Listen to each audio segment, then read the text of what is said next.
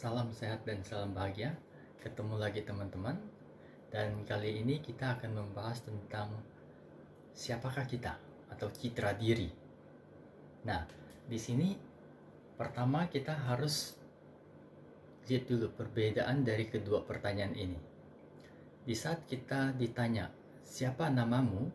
Kita tentu saja akan memberitahu nama kita atau menjawabnya dengan nama kita. Nah, bagaimana kalau orang tanya, siapakah kamu? Ketika siapakah kamu yang ditanya, bukan nama yang diharapkan, tapi gambaran kita terhadap diri kita. Jadi di sini banyak sekali di antara kita yang mengatakan bahwa kita mengenal teman kita dengan baik. Kita bisa mendeskripsikan teman kita dengan baik. Oh, dia itu bekerja keras, dia orang yang rajin, dia orang yang baik, dan sebagainya. Sedangkan di saat kita ditanya, siapakah diri kita? Terkadang kita malah bingung. Nah, siapakah kita itu adalah gambaran atau citra diri kita. Kita akan cari tahu dulu, apa itu citra diri. Nah, citra diri menurut Joseph Malpi itu adalah gambaran mental tentang penilaian diri. Kalau menurut Maxwell Marx, itu adalah konsep tentang diri kita yang berbentuk gambaran mental yang kita yakini sebagai kebenaran bagi diri kita. Artinya, ini adalah papan nama yang kita pandang di diri kita. Pandangan yang kita buat tentang diri kita. Nah, di sini berbagai macam pandangan terhadap diri kita. Tanpa kita sadari atau kita sadari. Apakah kita memandang diri kita seperti burung elang yang terbangnya tinggi, mempunyai cengkraman yang kuat, atau kita mempunyai pandangan kita malah seperti seekor babi yang di saat melakukan sesuatu yang baik selalu bilang malas ah. Itu adalah gambaran tentang diri kita. Nah, kita akan membahasnya lebih jauh untuk itu. Bagaimana awal muncul citra diri? Awal muncul itu dari pengalaman sejak kecil. Pengalaman hidup kita akan membentuk suatu gambaran mental tentang diri kita di masa sekarang ini. Nah, terus pengaruh citra diri terhadap kehidupan kita. Tidak dipungkiri bahwa citra diri itu adalah fondasi kita di dalam menjalani kehidupan kita. Kita akan membahas ini lebih lanjut lagi. Nah, kita juga akan lihat tanda-tanda citra diri yang negatif.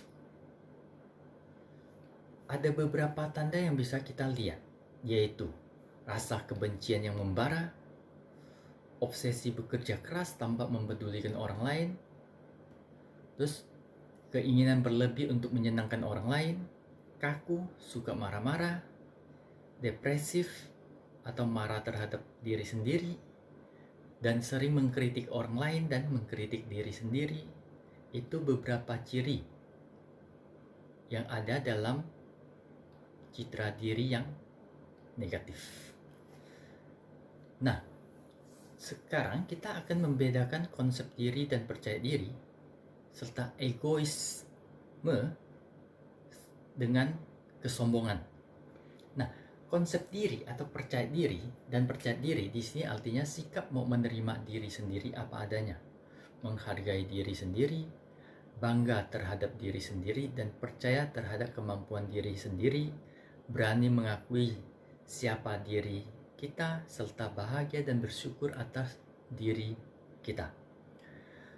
Percaya diri artinya kita mampu melakukan apa yang kita katakan. Bagaimana dengan egoisme? Egoisme itu sikap mementingkan diri sendiri menuntut bahwa kita harus didahulukan melebihi orang lain, tidak peduli pada orang lain. Sedangkan kesombongan atau sombong adalah sikap menunjukkan atau menonjolkan sesuatu yang sebenarnya tidak ada pada dirinya. Dia ngomongnya lebih besar dari apa yang bisa dia lakukan. Itu adalah sombong. Jadi kita tidak bisa selalu mengatakan orang lain sombong ketika kita tidak bisa melakukan apa yang orang lain bisa lakukan. Nah, setelah itu kita di sini citra diri biasanya sangat berhubungan dengan anak-anak sekolah atau anak-anak yang baru tumbuh dewasa. Terkadang banyak anak yang merasa bahwa dirinya bodoh dan sebagainya. Namun, di sini harus kita ingat bahwa Howard Gardner, penemu multiple intelligence, mengatakan bahwa semua anak cerdas, tidak ada yang bodoh, apalagi idiot. Yang ada adalah malas untuk melakukan sesuatu dan tidak mau melakukan sesuatu. Itu yang bisa menyebabkan kebodohan. Dan sebenarnya menurut Howard ini, kecerdasan itu dibagi 7. Namun kita tidak akan bahasnya di sini. Kita akan membahasnya di lain waktu. Nah, kita kembali ke citra diri yang positif. John Powell mengatakan untuk bertumbuh dan berkembang, kita perlu membangun citra diri yang positif. Kita harus tahu bahwa kita hidup, hampir sebagian orang tidak puas dengan dirinya. Ada jurang antara yang kita harapkan atau yang ideal tentang diri kita dengan kenyataan. Nah, apa yang harus kita lakukan? Ya, kita harus bersikap realistis. Artinya berdamai dengan diri sendiri. Yaitu kita harus menerima diri kita yang positif maupun negatif. Dan kita bisa menggunakan yang positif untuk membangun, dan bagaimana yang negatif? Yaitu jika kita tahu, kita meminimalkan seminimal mungkin. Dan di sini dikatakan oleh John bahwa ada 2 sisi dalam diri manusia, yaitu sisi buruk, yaitu sisi yang terluka, marah, menjengkelkan. Ada juga sisi baik yang penuh perhatian, cinta kasih, kebaikan, pengertian. Nah, kita akan lihat lagi unsur-unsur yang membentuk citra diri kita. Ada 4 unsur besar yang membentuk citra diri kita, yaitu keluarga. Dari orang tua, kita menerima pengaruh keturunan terhadap kepribadian seperti tubuh, kecerdasan, watak, pola pendidikan, dan lain-lain. Terus ada dari masyarakat. Media-media menyediakan berbagai macam info. Bagaimana pergaulan di masyarakat itu akan mempengaruhi dalam pembentukan citra diri kita. Dan tidak kalah pentingnya teman sebaya. Ungkapan-ungkapan yang digunakan, perlakuan, penilaian dari teman itu sangat berpengaruh di dalam membentuk citra diri kita. Dan yang terakhir dan tidak kalah pentingnya adalah pengalaman dalam kehidupan. Pengalaman dalam kehidupan bisa berhasil atau gagal, dicintai atau dijauhi, itu akan sangat mempengaruhi pembentukan citra diri kita. Nah, teman-teman, ada kabar baik tentang citra diri. Citra diri itu bukan bawaan, artinya ini bisa berubah. Jadi citra diri berkaitan dengan pikiran kita, sehingga citra diri dapat berubah dan berkembang. Nah, di sini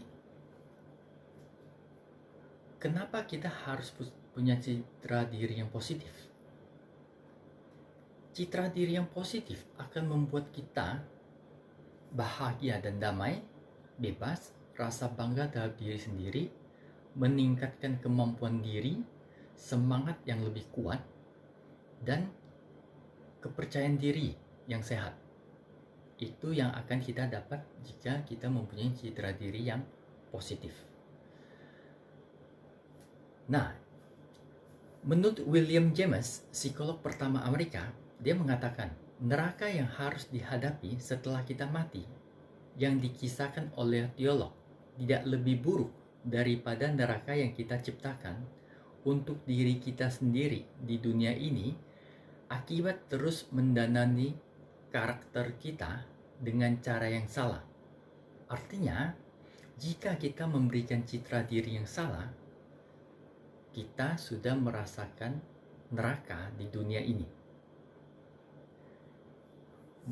Kita semua tentu tidak tahu bagaimana rasanya neraka, tapi kita tentu juga sepakat bahwa dalam bayangan kita, neraka itu adalah tempat yang tidak enak. Nah, selanjutnya, kenapa kita mesti tahu citra diri kita sedini mungkin? Kita mesti tahu citra diri kita, gambaran diri kita secepat mungkin. Karena jika kita tidak memberikan citra diri kita, bisa jadi orang lain yang akan memberikan citra diri kita. Lingkungan yang akan memberikan citra diri kita. Kita bisa bayangkan jika lingkungan itu yang kita tinggal adalah lingkungan yang negatif, tentu citra diri kita akan menjadi negatif. Nah, sehingga kita sedini mungkin, secepat mungkin berikan citra diri yang positif di dalam diri kita sebagai ungkapan syukur kita atas kehidupan kita. Nah, seperti yang tadi saya bilang, citra diri sangat dipengaruhi oleh lingkungan. Perkataan-perkataan dan perbuatan-perbuatan orang-orang sekitar kita sangat mempengaruhi kita. Kita lihat contoh. Ada satu orang di lingkungan sekelompok orang yang suka mabuk-mabukan. Katakanlah di kelompok itu ada 20 orang yang suka mabuk-mabukan setiap hari. Dan satu orang yang tidak. Menurut lingkungan sana atau kelompok itu, siapakah orang yang aneh? Nah, tentu saja satu orang yang tidak mabuk-mabukan itu. Dan lama-lama karena merasa aneh, bisa ikutan mabuk-mabukan. Nah, begitu juga dalam keluarga. Sangat akan membentuk citra diri kita. Di keluarga kita bisa menemukan perbedaan di dalam berkomunikasi. Ada yang berkomunikasi dengan cara teriak, bahkan ada yang berkomunikasi dengan mengucapkan kata-kata mutiara. Yang saya maksud dengan kata-kata mutiara adalah caci maki, bisa sampai nama binatang, dan lain-lain. Dan jangan lupa, itu akan membentuk anak-anak saat dewasa nantinya. Ada juga keluarga yang berbicara baik-baik. Jadi bisa berkomunikasi dengan baik. Dan ada kata-kata ajaib yang digunakan dalam keluarga. Mereka tidak sungkan menggunakan kata tolong, terima kasih, maaf. Mungkin kata-kata itu sekilas simpel, tapi sangat bernilai. Dan ini juga akan sangat menentukan di dalam pembentukan citra diri anak-anak kita. Dan juga pergaulan anak-anak sekarang. Terkadang saya sangat miris dengan pergaulan anak-anak sekarang. Anak-anak sekarang dengan bangga memanggil teman-teman mereka dengan kata binatang. Saya banyak dengar mereka memanggil nama teman mereka, memanggil teman mereka dengan kata anjing. Hei jing. Dan ajaibnya, teman yang dipanggil itu juga menjawab. Nah, jadi tidak mengherankan bagi saya jika banyak anak sekolah yang suka tawuran. Mereka membentuk citra diri mereka, kita bisa katakanlah seperti yang teman mereka berikan. Artinya, panggilan yang diberikan kepada teman mereka itu akan menjadi citra diri. Dan sebutan binatang itu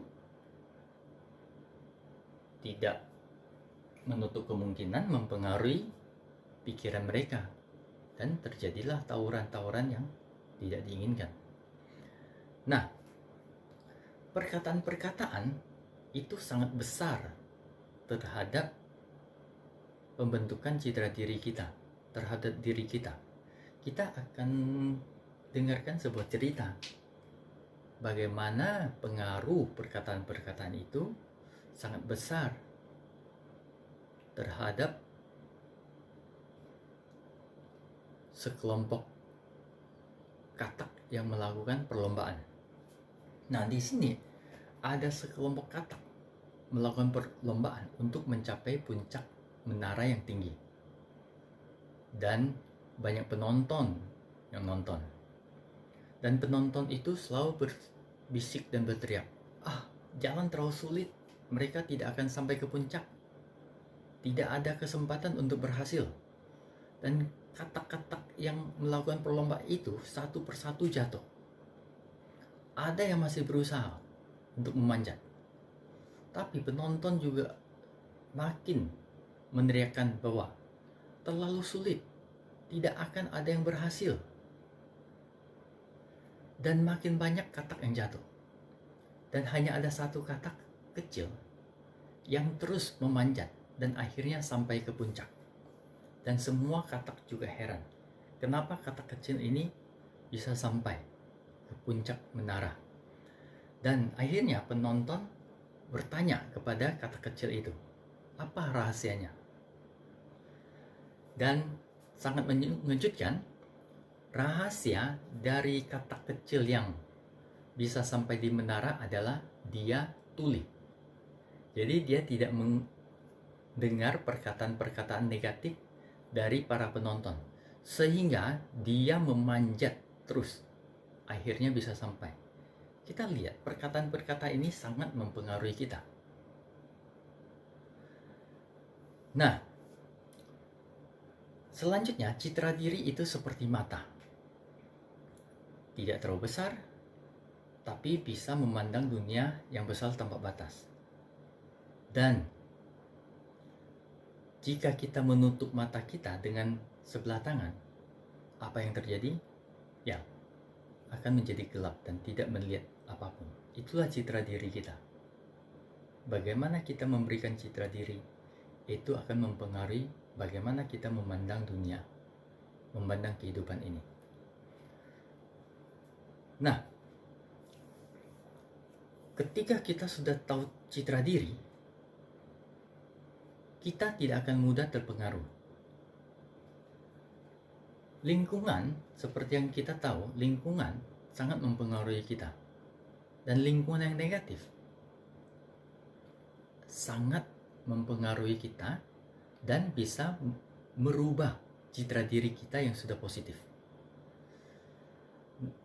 Apalagi kalau kita tidak memberikan citra diri yang positif.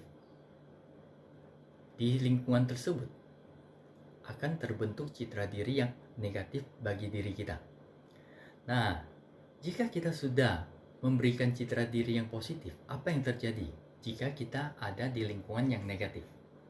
Tentu saja setelah kita tahu bahwa lingkungan itu mempunyai pengaruh yang negatif, kita akan coba memberikan pengaruh yang positif terhadap orang-orang yang ada di lingkungan tersebut. Jika pengaruh kita terlalu kecil untuk mereka dan pengaruh mereka terlalu besar terhadap kita, kita harus membatasi pergaulan kita terhadap mereka. Atau tindakan yang lain, kita bisa pindah dari lingkungan itu. Dalam arti kita mencari teman baru, pergaulan yang baru, yang sesuai dengan citra diri kita. Namun terkadang kita tidak bisa serta-merta pindah dari lingkungan kita. Ada beberapa hal yang bisa menyebabkan bahwa kita tidak bisa langsung pindah dari lingkungan kita. Dengan demikian, setelah kita tahu bahwa citra diri kita sudah tahu citra diri kita, ya kita akan tetap mempertahankan citra diri kita. Nah, kita lihat ada contoh kasus yang dia tidak bisa pindah dengan cepat dari lingkungannya. Ada Raja Louis XVI dari Prancis. Ini adalah cerita sejarah yang benar, yang terjadi maksudnya. Raja Louis digulingkan dan dipenjara, dan putra mahkotanya dibawa dan mau dihancurkan moralnya. Dia dibawa ke tempat yang jauh, segala hal yang kotor dan memalukan diperlihatkan kepada pangeran itu. Makanan yang akan segera memperbudak dia, hawa nafsu, bahkan pelacuran diberikan kepada dia. 24 jam dia dikelilingi oleh segala hal yang dapat menyeret jiwa seorang pria menjadi serendah-rendahnya. Namun pangeran itu tidak takut. Dan akhirnya mereka menanyai dia, mengapa tidak ikut-ikutan, sedangkan itu ada sesuatu yang mengasihkan. Kita tahu bahwa hal buruk adalah hal yang menarik. Dan apa yang dia katakan? Dia mengatakan, saya tidak bisa melakukan apa yang kamu minta, karena saya dilahirkan untuk menjadi seorang raja. Nah, dia bisa bertahan karena dia sudah tahu bahwa dia adalah ada gambaran raja di dalam dirinya. Nah, itu pentingnya kita memberikan citra diri yang positif. Selanjutnya, kita juga jangan merampas citra diri orang lain. Sehingga jika kita ingin berbicara, bicarakanlah yang baik dan positif tentang orang. Saya punya pengalaman dengan murid saya yang bernama Joe. Nah, pengalaman saya saat pertama saya mengajar dia, saat saya menjelaskan, dia mendengarkan tapi tidak fokus. Setelah saya menjelaskan, saya bertanya apakah ada pertanyaan. Ketika tidak ada pertanyaan, saya memberikan contoh dan memberikan kesempatan untuk dia melihat kembali dan bertanya. Dan setelah tidak ada pertanyaan, saya memberikan soal. Ada 10 soal yang saya berikan dan tidak ada satu pun yang dikerjakan. Dan ketika saya bertanya, kenapa tidak mengerjakan? Dia bilang tidak bisa. Setelah beberapa hari, saya mulai mencoba bertanya kepada dia lebih dalam lagi. Saya tanya, Joe, soal ini kelihatannya tidak terlalu sulit. Kenapa kamu belum bisa kerjakannya? Dia bilang, iya saya tidak bisa. Terus saya bilang, kamu sudah baca soal? Belum. Terus saya, dari mana kamu bisa mengerjakan jika kamu tidak membaca soal? Dia bilang, pasti saya tidak bisa mengerjakan karena saya bodoh. Wah, saya terkejut. Kenapa dia mengatakan dirinya bodoh? Akhirnya saya mencari tahu. Dan dia memberitahu saya bahwa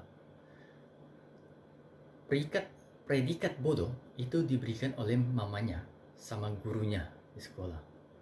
Sehingga dia merasa dia bodoh. Dan akhirnya saya bilang, Joe, kau percaya dengan saya nggak? Dia bilang, percaya sir. Mungkin saya orang yang dekat dengan dia dan tidak pernah memarahin dia, sehingga dia mengatakan percaya. Akhirnya saya bilang, Jo, kau tidak bodoh.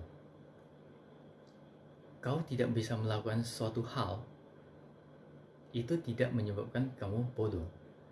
Mungkin kau punya kepintaran lain, atau kau tidak bisa melakukan suatu hal karena kau belum mencoba dan tidak berusaha maksimal.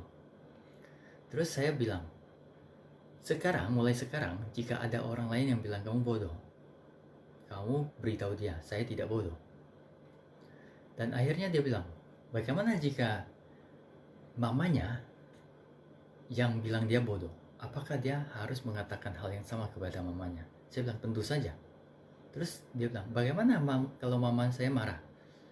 Apakah boleh kalau sir yang beritahu bahwa saya harus berbicara begini? Saya bilang, iya. Akhirnya mamanya mengatakan dia bodoh dan dia bilang, saya tidak bodoh.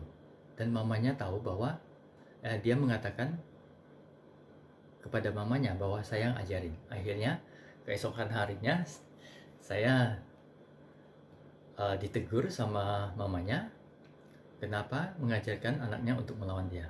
Akhirnya saya menjelaskan, saya bilang sorry, kemarin saya lupa untuk memberitahu ibu supaya tidak mencap dia bodoh lagi, karena itu akan memberikan citra diri yang negatif.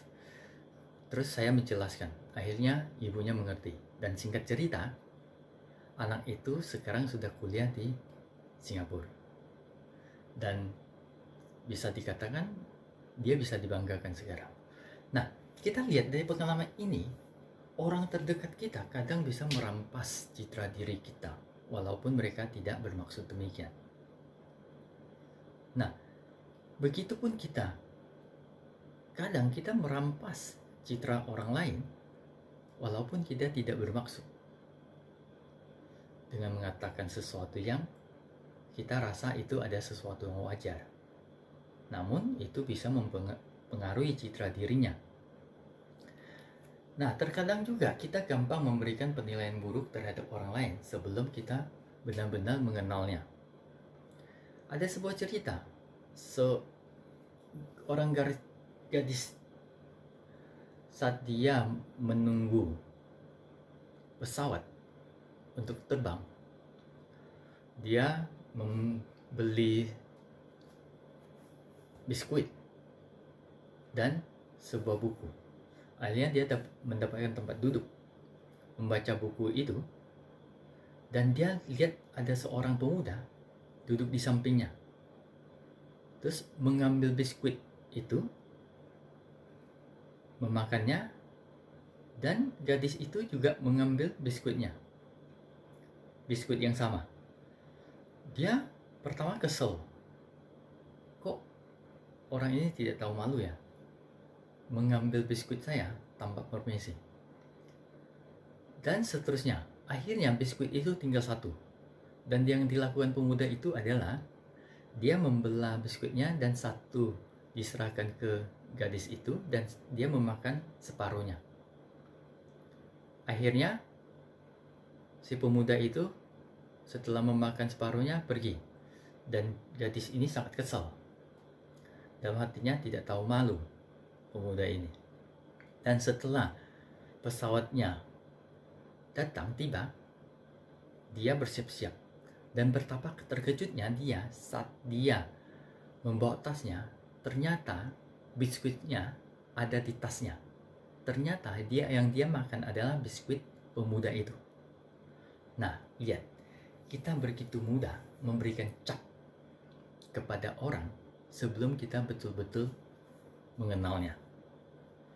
Jadi, mari kita memberikan citra diri yang positif terhadap diri kita. Nah, yang terakhir, kita akan menutup bagian ini. Saya mengatakan kita akan menutup bagian ini, artinya citra diri ini ada beberapa bagian. Nanti kita akan bahas per bagian. Sebelum kita tutup, kita perlu ingat, jangan biarkan orang lain merampas citra diri kita, dan kita juga jangan merampas citra diri orang lain. kadang masa lalu itu membuat kita membiarkan orang lain merampas citra diri kita sekarang ini karena masa lalu yang jelek. Dan kita juga terkadang merampas citra diri orang yang sudah positif sekarang ini karena masa lalunya yang tidak enak. Kita perlu ingat bahwa setiap orang punya masa lalu, baik atau buruk. Namun, setiap orang mempunyai hak untuk masa depan yang lebih baik. Sampai ketemu lagi untuk bagian selanjutnya di dalam pembahasan tentang citra diri. Sampai jumpa lagi, dan jangan lupa komen, subscribe, kasih tanda like, dan bunyikan loncengnya supaya setelah ada video yang baru akan ada pengingat. Terima kasih.